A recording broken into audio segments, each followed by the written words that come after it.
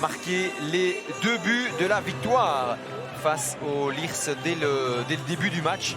D'ailleurs, Anne.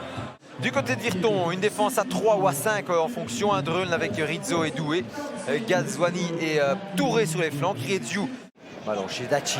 Daci qui se tourne et qui arrive à aller chercher de Kuiper. Toujours un bon placement de Kuiper. Le centre a raté. La reprise contrée par Rizzo, c'est pas fini. Et le but finalement, Vazen qui met au-dessus.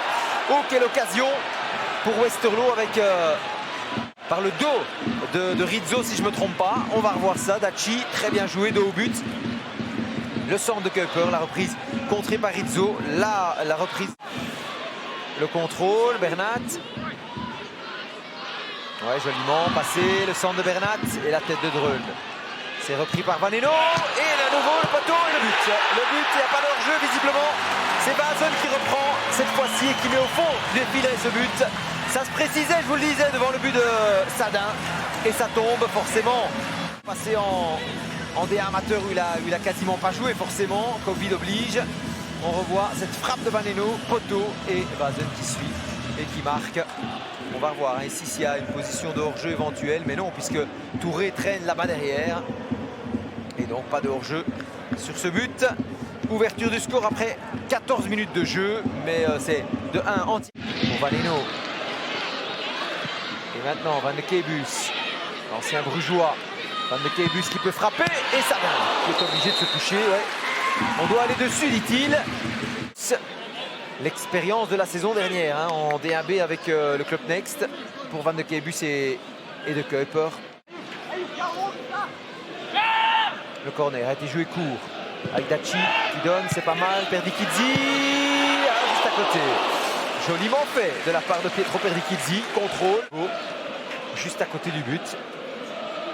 On revoit techniquement le contrôle, l'enchaînement, contrôle orienté et la frappe. Et puis Campinois qui donne de la voix et ça donne des ailes aussi à l'équipe avec Mabea pour le centre de Kuiper. La reprise juste au-dessus. Cette fois de Daci. Et s'il ne se réveille pas un petit peu aussi, il n'y a pas un peu plus de cohésion dans l'équipe et d'envie chez Toulouse. Vaneno qui a été accroché par Anne. Le centre de Kuiper, pardon. La remise dans l'axe et la frappe juste au-dessus. L'envoi de Bernat avec Perdikidzi. Ouais, et un petit peu de frustration dans le chef du...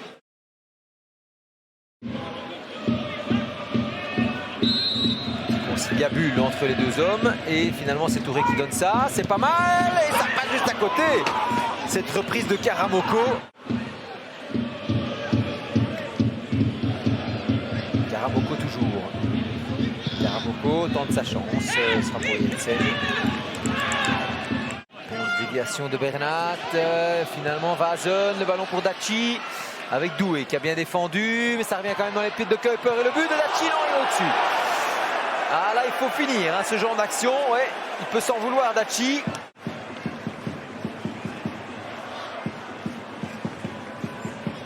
On revoit ce ballon, Daci qui met ça au-dessus. Avec de Kuiper en un temps.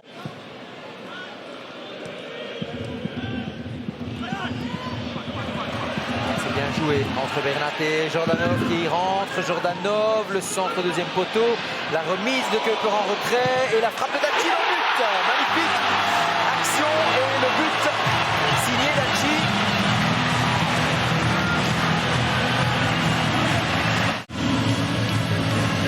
Ce centre de Jordanov, la remise intelligente de Kuiper en retrait et Daci qui frappe comme elle vient. Et évidemment, Sadin ne peut rien. Il trouve Abou. Abou. La petite passe, c'est pas mal à la Canne. Et l'arrêt de Jensen. On revoit Abou. L'appel et de Alak et de Anne. Et c'est finalement Anne qui frappe. Réparti de l'autre côté, arrêté par Doué. On laisse l'avantage avec la frappe de Vazen dans les mains de Sadin. Ça n'arrive pas. Et voilà les 3 coups de sifflet de M. Bourdauduit. Une victoire, encore une pour Westerlo, je le disais. La 7e cette saison.